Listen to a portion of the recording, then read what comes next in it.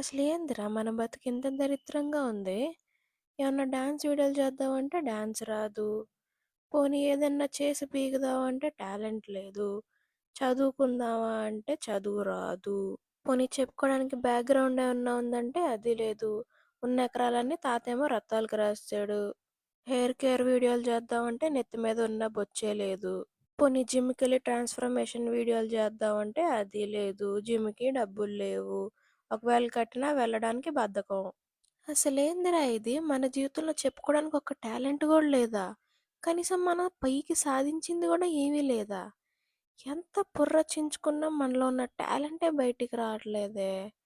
ఏదోటి ఏడ్చి సావాలి గదా పుట్టినందుకు. ఏం జేయాలసలు మనం?